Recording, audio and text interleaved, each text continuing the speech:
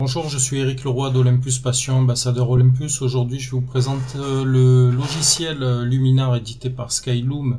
Donc, c'est Luminar AI qui a l'avantage d'être d'un tarif très abordable, de proposer un traitement d'image assez qualitatif et de manière très intuitive, très simple, de fait que pour des débutants, c'est un logiciel qui est vraiment très bien adapté, puis même pas que pour les débutants d'ailleurs.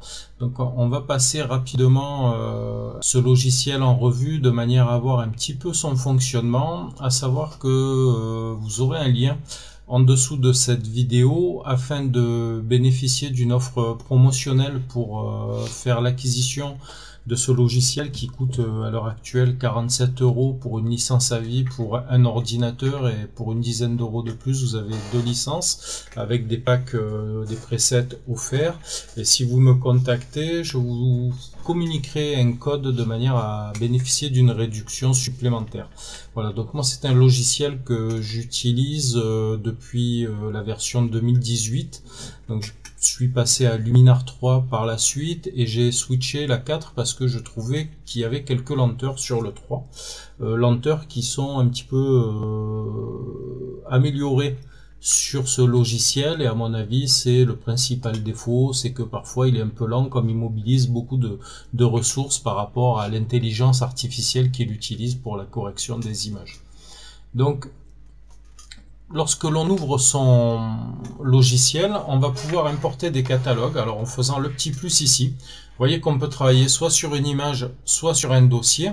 Une fois qu'on aura cliqué ici sur le logo du dossier, il va nous afficher une arborescence et on pourra à ce moment-là aller sélectionner le dossier. S'il y a des sous-dossiers, il en tiendra compte.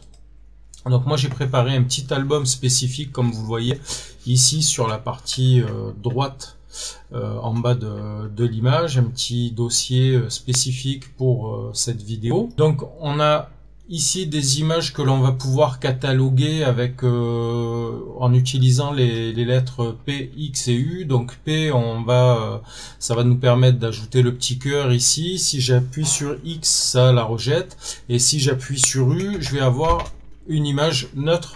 Donc voilà, P je la garde, X je la rejette et U je la rends neutre, comme ceci. Donc là on va partir sur cette première photo. Donc je fais un double clic dessus, elle s'affiche. Ici on a l'histogramme. Alors en cliquant sur l'histogramme, on peut en changer un petit peu les informations. Si je clique ici sur le petit triangle en haut, j'aurai les zones, vous voyez ici en surbrillance rouge, qui sont les zones surex. D'accord. Et si je clique sur celui-ci, j'aurai les zones d'ombre qui seront signalées par un petit par la couleur bleue. Bon là ici il n'y a pas d'ombre bouchée, et s'il y en avait, en appuyant ici, elle serait localisée de cette manière-là par la couleur bleue. Donc on a cette première image de héron cendré. Donc je vais avoir deux possibilités. Donc vous allez voir que j'appuie ici sur modèle, et donc ici le logiciel me propose des presets en fait en fonction de la manière dont il a identifié l'image. Donc vous voyez qu'il a identifié déjà le fait qu'il y avait un animal sur la photo, et ici un thème aussi savane qui est en correspondance avec les animaux. Donc si j'appuie sur cet onglet, donc on a cette photo là que j'ai réinitialisée, donc qui est la photo d'origine. Et là vous voyez qu'en appuyant, je vais aller sélectionner juste ce preset au parc, et vous voyez de suite l'amélioration de l'image que l'on va pouvoir constater par cette petite glissière là. Ici on voit le avant, le après. D'accord. L'autre solution pour voir l'image, c'est qu'en cliquant ici sur l'œil, on voit le avant et le après. Et vous voyez qu'en fait, je n'ai absolument rien fait si ce n'est de faire un clic sur ce preset là pour avoir une photo qui change du tout au tout.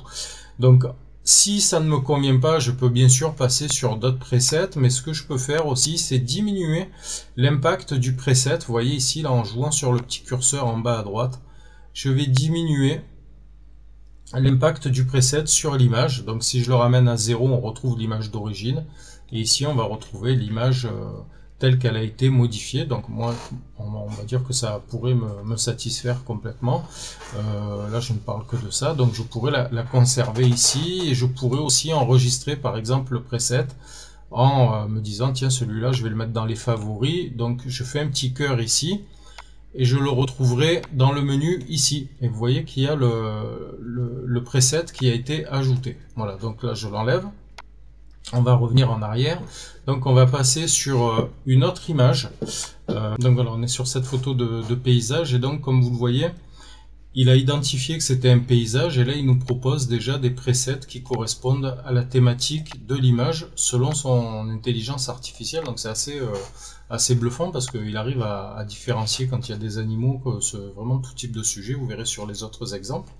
Donc on va pouvoir cliquer effectivement dans ces onglets qui nous proposent des presets, mais si ça ne nous satisfait pas, on a aussi une liste ici qui va nous permettre, alors on n'est pas toujours obligé d'utiliser les presets avec les thématiques qui nous sont proposées, hein, on peut pourquoi pas aller en chercher dans d'autres domaines, mais voilà un peu tous les presets qui sont proposés à la base. Après vous pouvez en télécharger, alors il y a des gratuits, il y en a qui sont payants, etc. Donc vous pouvez aussi constituer une bibliothèque personnelle de presets. Donc on va regarder un peu ce que nous propose ici le preset paysage simple. Et si je clique ici sur par exemple ce pré-réglage là, on va voir l'effet que ça donne. Voilà, donc on fait le avant, le après, et on s'aperçoit que ça a déjà donné pas mal de peps à l'image, hein. Ça l'a bien amélioré sans que je fasse vraiment grand chose. On s'aperçoit qu'il y a des petites taches ici, donc je pourrais chercher peut-être d'autres réglages, pré-réglages. Donc ici on voit qu'il y a le coucher de soleil, et là pour moi c'est un peu trop hard, donc je pourrais un petit peu baisser comme ceci. Je trouve que ça, en tout cas, ça serait plus en adéquation avec ce que moi je préfère. Donc une fois que j'ai sélectionné, on va dire que j'ai choisi ce preset, je vais pouvoir aller dans le menu édition ici et regarder tous les paramétrages qui ont été utilisés par le preset. Donc on s'aperçoit qu'ils sont marqués par un petit point devant chaque item en fait, et ce sont les presets dans lesquels les pré-réglages pardon, sur lesquels est allé agir le pré-réglage. Donc on va ici regarder ce que fait le enhance, donc qui veut dire améliorer si je ne m'abuse. Donc si vous voyez que si je le pousse à fond, ça met vraiment l'élément, je vais remettre ici à 100%, vous voyez que ça sature vraiment beaucoup les couleurs, etc. Donc moi ça ne me plaît pas trop, donc voilà, je vais essayer de trouver quelque chose plus proche de ça. Donc là pour le coup, je n'ai plus besoin de toucher le réglage ici. Embellisseur de ciel, il a détecté qu'il y avait un ciel, donc on va directement pouvoir agir ici. Là vous voyez qu'il a sombri un petit peu le ciel. Pour moi c'est un petit peu trop, donc je vais le laisser comme ceci. Je referme l'onglet. Donc on a au niveau de la composition, je ne vais pas toucher, par contre je vais utiliser l'onglet effacer. Donc ici je vais régler la taille de mon pinceau, je vais aller chercher les tâches ici, donc il y en a plusieurs, donc je fais cette petite tâche, celle-ci, il y en a une ici également. Voilà, j'en vois celle dans le coin, voilà, un petit peu. Et donc là maintenant j'appuie sur effacer. Donc il applique la gomme. Et vous allez voir que donc voilà, on a supprimé les tâches de manière assez efficace. Là on pourrait essayer de voir ce que ça donne sur le bateau. Donc je le fais en 2 fois. Voilà, et donc j'ai supprimé le bateau. Alors après on pourrait améliorer. Alors je peux zoomer dans l'image en appuyant sur la barre d'espace. Voilà. Donc il faut cela, et après je vais régler mon zoom, la taille du zoom avec la molette de la souris. Vous voyez, on va peut-être essayer de supprimer un petit peu les bouées comme ceci. Je vais un petit peu réduire la taille du pinceau. Voilà.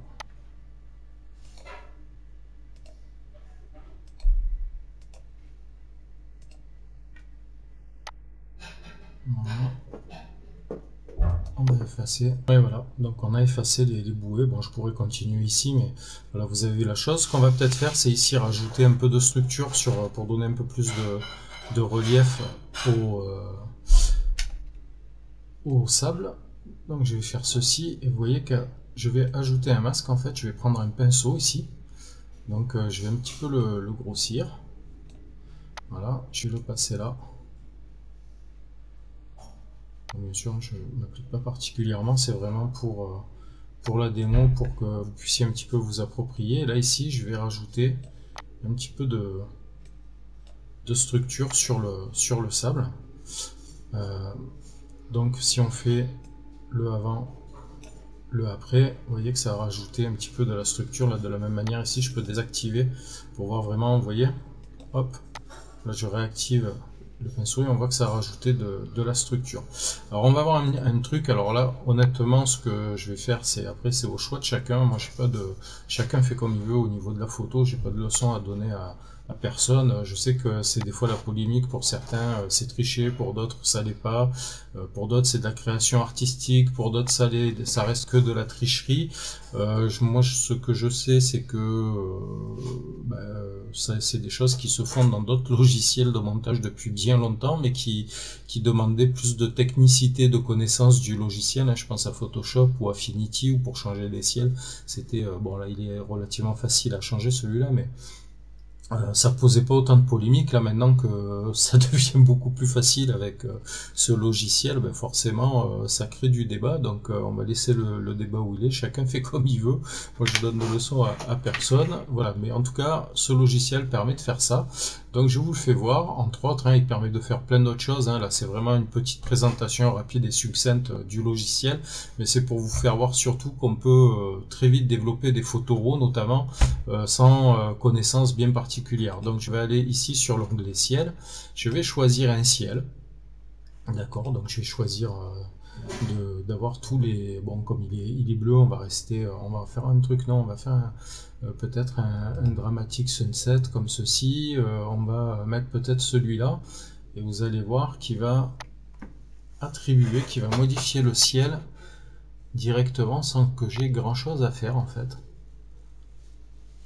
Voilà. Et alors bon, c'est kitschouille, hein, mais par rapport au ciel. Mais ce qu'il y a d'assez surprenant, c'est que par rapport à la tonalité du ciel, il a adapté la tonalité de l'image. Si je change on va prendre je sais pas, un coucher de soleil. Donc coucher de soleil, on va mettre celui-là. Voilà. Donc là je choisis dans la bibliothèque des ciels qui sont proposés. Alors là c'est pareil, hein, des ciels vous pouvez en faire l'acquisition, vous pouvez rajouter les vôtres, etc. Et vous voyez que là il a changé une fois de plus la tonalité de l'image. Hein, si je fais, j'enlève le ciel, là on voit que l'image elle a plutôt une teinte un peu froide, un peu bleutée. Et là, avec l'ajout du ciel qui a des teintes plutôt jaune orangé, l'image a été modifiée pour qu'elle corresponde au ciel. Voilà, donc ça c'est le premier truc que l'on peut faire. Deuxième truc qu'on peut faire, on va un peu plus loin dans l'amusement. Ici, on a la possibilité de rajouter des choix d'objets. Alors bon, il y a déjà un hélicoptère, hein, mais on va, bon, pourquoi pas, on va choisir de rajouter des oiseaux. Ça aussi, c'est des choses qui se font dans d'autres logiciels de manière un peu plus technique. Voilà, et donc il m'a rajouté les oiseaux, hein, au milieu du ciel, oiseaux que je vais pouvoir, en appuyant ici, placer l'objet. Vous voyez, je vais pouvoir les mettre un peu où je veux. Donc il y a toujours un petit délai. Voilà, je vais pouvoir agrandir aussi. Voilà, ça agrandit aussi l'objet.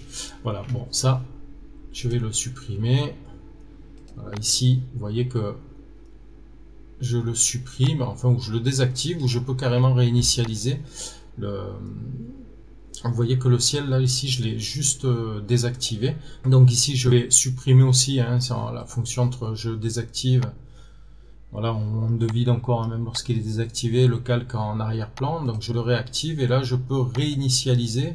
Et donc, ça va réellement tout supprimer du ciel. Voilà. Donc voilà un peu ce que l'on peut faire. Donc on peut partir d'un modèle et puis aller ensuite modifier avec les outils qui se répartissent de la manière suivante, hein. Donc les outils de base, les outils créatifs. Là on vient de voir le ciel et le ciel augmenté. Il y a d'autres items que je vous laisserai découvrir dans un premier temps, et puis je vais faire d'autres tutos là-dessus.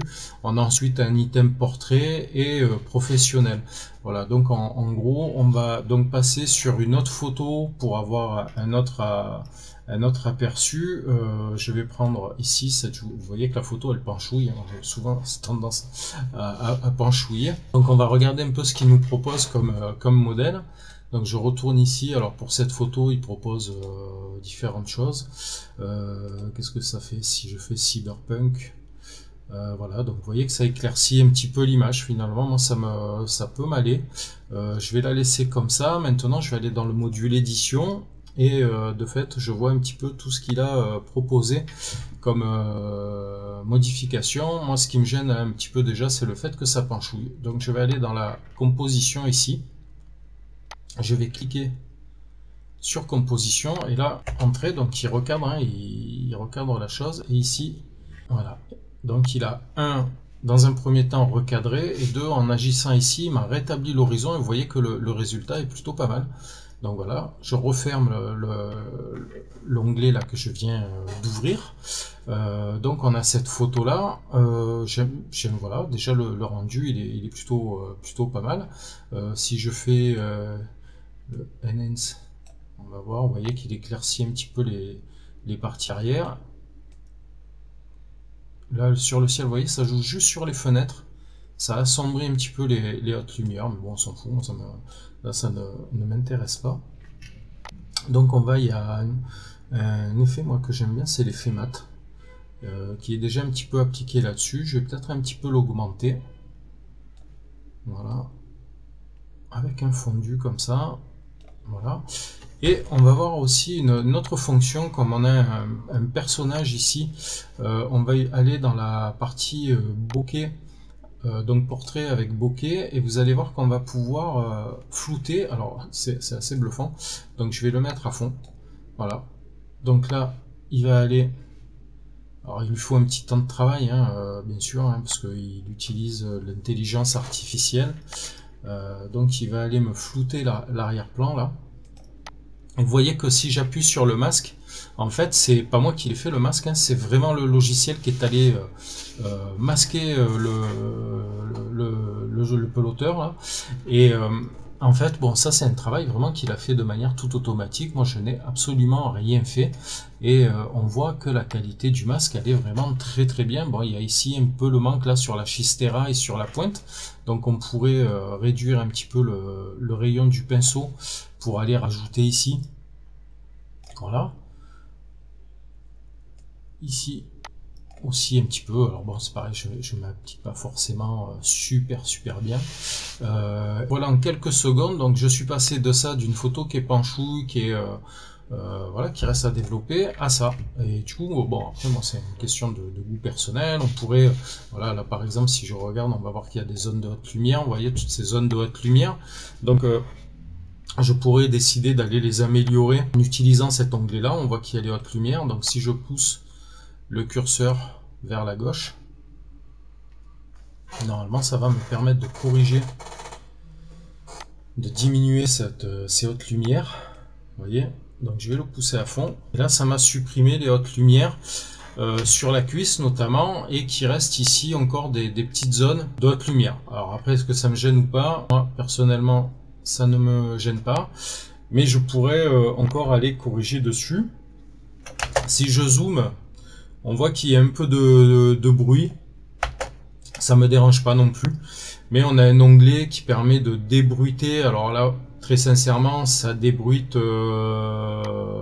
jusqu'à un certain degré, on est loin du résultat de ce que l'on peut obtenir avec DxO ou avec OnOne, mais en attendant ça a le mérite d'être là, et pour du bruit ça peut un peu améliorer la qualité de votre image. Voilà, donc là on a fait, voilà, on refait un avant, un après, on a fait cette image. Et la dernière image que je voulais vous présenter, donc c'est sur un portrait. Donc on a ce portrait d'Armand là, qui est quelqu'un qui habite sur mon village, qui s'est gentiment prêté au jeu de poser ici, retourner sur la partie portrait. Vous voyez que à chaque fois il propose quelque chose qui correspond. On est dans les portraits monochromes, portrait expérimental, gros plan, etc. Donc on est plutôt bien. Alors portrait expérimental, hein, ça va, je vous fais voir un petit peu rapidement, mais ça va donner des photos avec des tonalités un peu particulières. Vous voyez, on voit qu'il y a une chromatique un peu différente. Alors c'est assez esthétique ou pas, après on aime ou pas,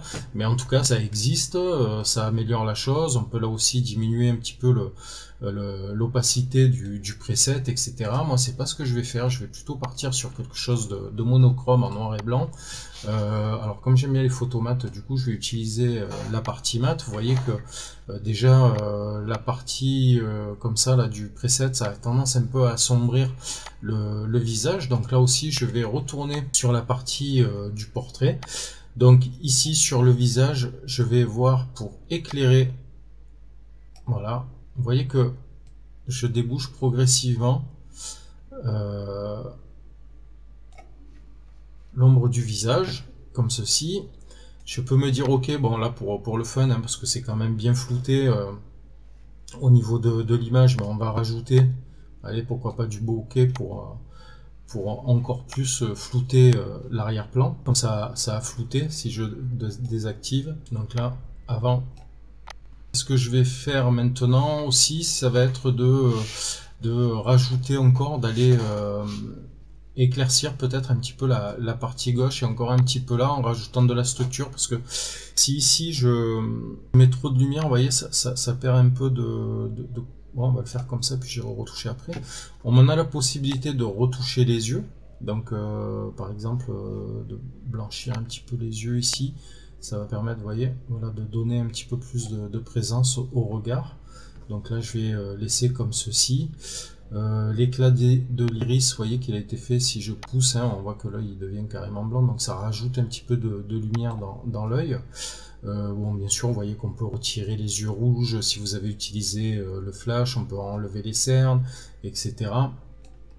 Donc voilà un petit peu ce que je vais faire pour l'instant sur ce portrait. Et là je vais aller dans les outils d'édition ici. Donc je vais dans les outils édition, je fais ajouter, je vais faire un basique. Ici je vais prendre mon pinceau, je vais agrandir le rayon sur cette partie là. Je vais travailler sur la partie la plus claire du visage ici, comme ceci. Je vais rajouter de la structure. Je vais rajouter un petit peu de contraste également.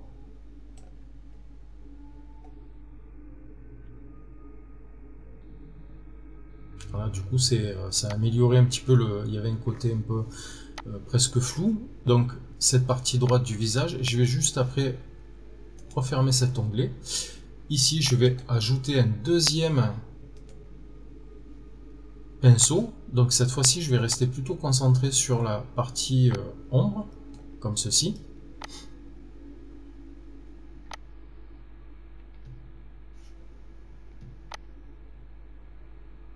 Je vais rajouter un petit peu de lumière. Alors des fois il faut attendre un petit peu, vous voyez là, si ça pousse trop, voilà, je fais comme ceci. Je vais rajouter du contraste. Je vais déboucher un peu l'ombre et je vais mettre là aussi un petit peu de structure de manière à avoir un côté plus équilibré. Je peux peut-être faire ça aussi ici. Là du coup on arrive sur un portrait en quelques secondes, hein, en quelques minutes. Vous voyez que je suis passé de ça à ça en ayant un portrait un peu plus personnalisé, avec quelque chose qui correspond plus à ce que j'ai envie de faire, tout simplement. Je pourrais aussi là diminuer par exemple, alors en diminuant forcément le calque noir et blanc que j'ai fait, vous voyez, on fait réapparaître de la couleur et du coup on va avoir une teinte un peu javel ou délavée de l'image. Donc voilà aussi ce qu'il est possible de faire. Mon image est traitée, il ne me reste plus qu'à l'exporter, donc je vais utiliser cet onglet exporter. Donc je vais faire enregistrer la photo sur le lecteur. Donc vous voyez que me propose un formatif, je vais choisir un format JPEG. La netteté, je vais la laisser neutre. Ici, on a la taille du fichier. Donc, si je veux l'envoyer chez l'imprimeur, je vais laisser peut-être ces paramètres-là qui pourront suffire. Et ici, je vais peut-être la mettre sur le bureau, voilà, tout simplement. Je vais appeler voilà cette photo test Luminar. Luminar ici, et je me dis bon, comme je vais la mettre sur le web, je vais la laisser à 75 et la taille ici, je vais la mettre à peut-être, je vais mettre Borlon. Ici, je vais mettre 2592 comme ceci. Et là, je vais exporter l'image. Et donc, on a l'exportation qui se prépare et qui s'effectue. Donc voilà, on a l'image qui est donc sur le bureau. Donc si je fais un clic droit, information sur le fichier, donc on voit hein, les paramètres de la prise de vue, donc les dimensions que j'ai intégré, donc on voit le poids de l'image et voilà, donc mon image est... Donc je reviens sur catalogue, donc on a voilà les images ici. Donc vous voyez qu'on peut aussi sélectionner des images à montrer, hein, les rejeter, les non marqués ou les favoris. On peut sélectionner par heure et par date, etc. ou par nom de fichier. Voilà, bref, il y a tout un tas de choses intéressantes. En tout cas, moi, c'était ce que je voulais vous dire sur ce logiciel-là. Donc si vous allez sur le lien en dessous de la vidéo, hein, donc on est au mois de décembre, fin décembre 2021, si vous regardez cette image, ce petit tutoriel, cette petite présentation là, vous avez le lien qui vous permettra d'aller acheter, bien sûr d'essayer déjà gratuitement le logiciel, vous pouvez l'acheter. Donc on est à... Alors bien sûr, hein, vous pouvez recevoir un cadeau, voilà, donc c'est une durée limitée. Donc vous avez le cadeau qui est là, hein, vous avez 2 gratuits, ce sont des presets. Donc vous avez à 47 € une licence pour un ordinateur. Si vous passez à 2 €, vous êtes à 60. Si vous passez à 2 ordinateurs, vous êtes à 60 €. Voilà. Et si vous me contactez, je vous enverrai un code. Ça vous permettra d'avoir 10 € de remise sur les différents packs hein, que vous choisirez. Ici, on a un pack à 67 €. Vous voyez qu'il y a Luminar Aurora. C'est un logiciel qui traite un petit peu à la façon HDR. Plus, donc ça c'est pas mal. Ça aussi, je ferai des vidéos sur ce logiciel-là. C'est intéressant. Et après, sur une offre un peu plus élevée, vous avez le prochain Luminar Neo, qui est une amélioration, en fait, qui n'est pas tout à fait comme le Luminar AI, qui vous sera proposé déjà avec une réduction. Et à chaque fois, en me contactant, vous aurez des réductions supplémentaires. Voilà, donc c'est aussi une manière de soutenir mon travail en agissant ainsi, en sachant que bon, si vous commandez par ce biais-là, bien vous me permettrez de toucher une petite commission sur les ventes. Vous, ça vous coûte pas plus cher, au contraire, ça vous coûte moins cher. Et moi, en même temps, ça me permet de toucher une petite commission et donc de continuer à faire vivre la chaîne. Voilà en tout cas ce que je voulais vous dire sur ce logiciel. Alors encore une fois, l'avantage qu'il a, d'une part on le voit de suite, c'est le tarif, la qualité des résultats et la simplicité d'utilisation. Le défaut principal, c'est une certaine lenteur, hein, même si ça a été amélioré par rapport à Luminar 2018 et Luminar 3. Il y a cette petite lenteur, mais honnêtement, je trouve qu'en rapport qualité-prix, c'est difficile de trouver quelque chose d'aussi pertinent. Et surtout, cet aspect, moi, que j'aime, c'est la simplicité d'utilisation de ce logiciel pour lequel je ferai des tutoriels. Alors, il y aura plus de tutoriels pour les gens qui sont membres du club, bien évidemment, tout comme pour On1 et pour DxO. Sur ce, je vous souhaite de joyeuses fêtes. Comme on dit chez moi, un bon boudin. Je vous dis à très bientôt. N'oubliez pas de liker la vidéo et je vous dis à très bientôt. Au revoir.